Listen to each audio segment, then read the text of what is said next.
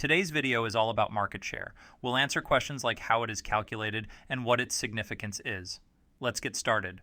Measuring market share is essential to determine a company's position compared to its competitors.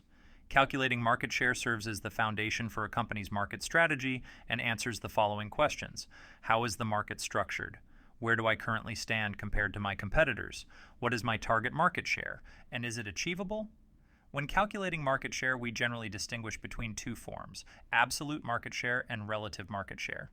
Let's begin with calculating the absolute market share. We've been tasked with calculating the absolute market share of a coffee chain in relation to the entire region. For this, we are given the following data. The coffee chain's revenue in the year under review was $5 million, and the total revenue of all coffee houses in the region amounted to $2 billion.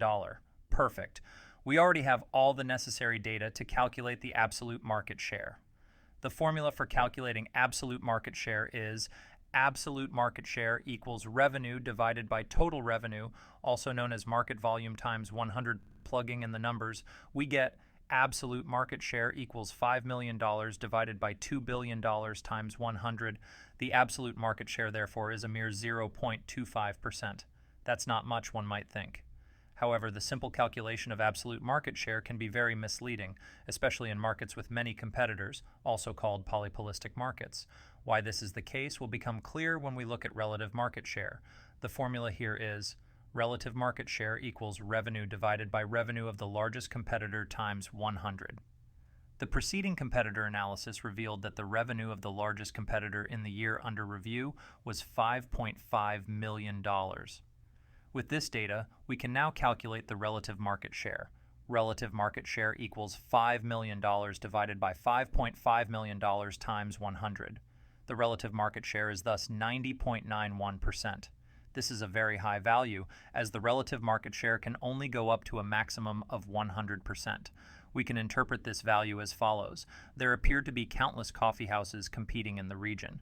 Since the largest competitor only generated $500,000 more in revenue than us, our relative market share is over 90%, making our coffee chain one of the largest companies in this market in relative terms. This is a stark contrast to the insignificant 0.25% absolute market share. In markets with many competitors, it is therefore crucial to also consider relative market share.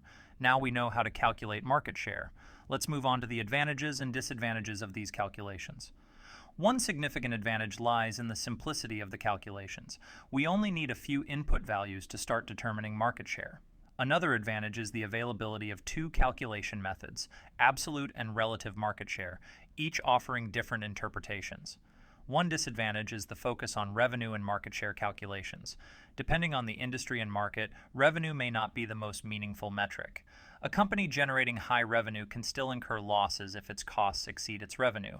Thus, market share calculations should ideally be complemented with other metrics, such as profit. Another disadvantage is that market share only reflects the status quo, meaning the current situation. It does not provide a forecast for how market share might develop in the future. Such a forecast would require additional calculations. We hope this video has helped you understand the topic of the market share. See you next time and have a good one.